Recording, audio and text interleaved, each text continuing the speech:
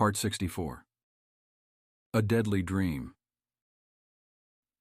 While Damdam was racing back, the inhabitants of Mecca were already sensing tension. The Prophet's aunt, Atika bint Abd al-Muttalib, had an explicit dream 3 days before Damdam's arrival.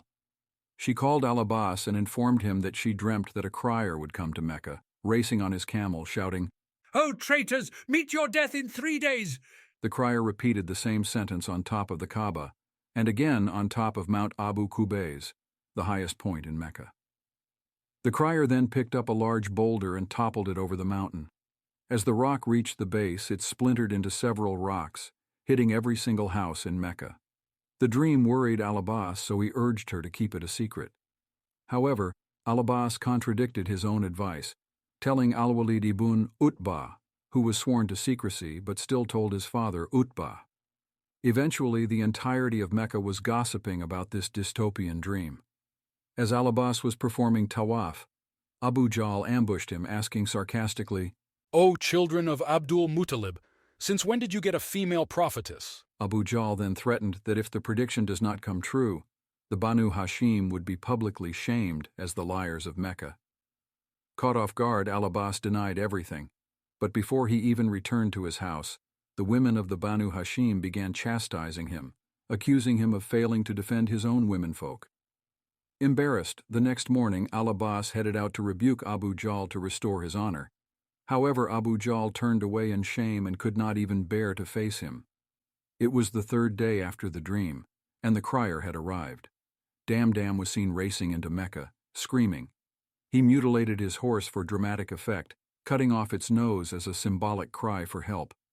Blood rushed down its face as Damdam yelled, "O Quraysh, your caravan, your property and wealth with Abu Sufyan are being attacked by Muhammad and his companions. Help!"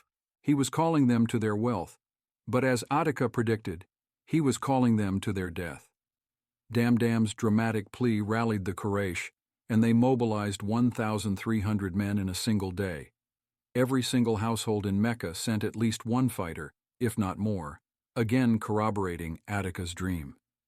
There was an eerie feeling amongst the Quraysh, and the worst of them feared death the most, as they knew how badly they had treated the Prophet. Abu Lahab found a way out and did not attend, sending Al-As ibn al-Wa'il in his stead. Al-As owed Abu Lahab a large sum of money, and Abu Lahab offered to forgive the entire loan if he fought on his behalf. It is not explicitly stated why Abu Lahab did not attend, though it is perhaps a combination of cowardice and a conflicted feeling of fighting his own tribe. Utbah ibn Rabi'ah also hesitated in attending for the same reasons, but his brother Sheba reminded him that if they did not attend, they would be humiliated upon their return. Allah decreed that they did not return, as they marched to their deaths.